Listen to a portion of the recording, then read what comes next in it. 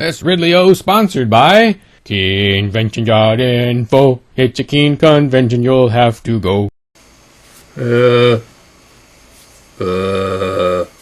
Whenever the federal government decides to reform something, we can be fairly sure the problem is about to get worse, especially if they call the plan bipartisan. Cadabra-ab. The bipartisan immigration reform proposal launched last week in the U.S. Senate will be no different.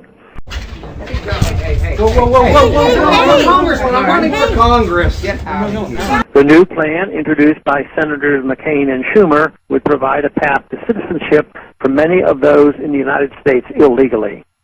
This would only begin after the borders are deemed secure and applicants have paid fees for their illegal entry.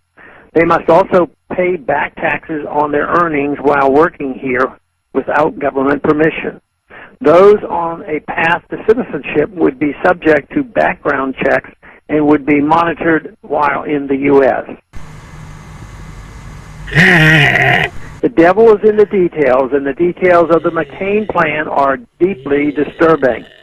To secure the borders, he is calling for a massive increase in drones flying over U.S. territory, spying on U.S. citizens along the border, and presumably within the 100-mile border zone over which Department of Homeland Security claims jurisdiction.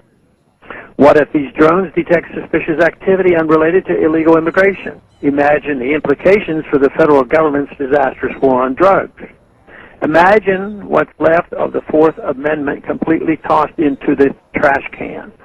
The private prison system in the U.S. that now benefits from the war on drugs and illegal immigration will no doubt look forward to a booming business thanks to the army of drones overhead.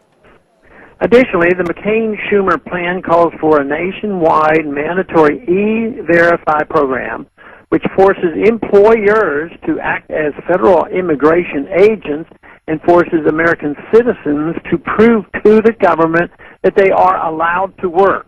E-Verify is an East Germany-like program that creates a massive federal database of every American citizen and notes whether or not they are permitted to work.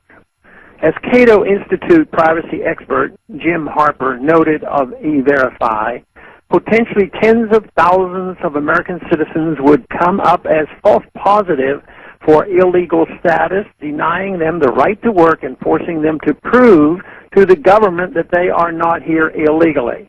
He writes, if E-Verify goes national, get used to hearing that Orwellian term, non-confirmation.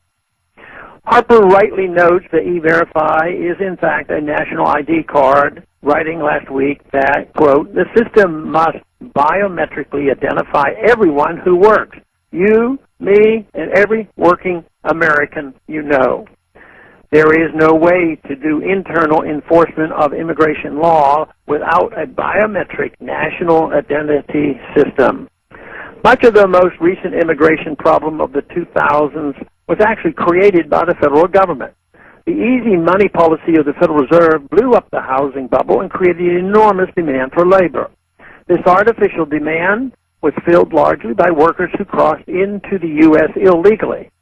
Within a year of the housing market crash in 2008, an estimated 1 million illegal workers left the United States for Mexico and beyond. Net illegal immigration into the United States last year had fallen to zero. As I noted in my most recent book, Liberty Defined, much of our immigration problems would be eliminated were the federal government to simply return to sound money practices and end the welfare incentives for individuals to come to the U.S. illegally. Afterward, what remains of the problem would mostly be solved with a far more generous and flexible guest worker program. Whatever the case, turning the U.S. into a police state in order to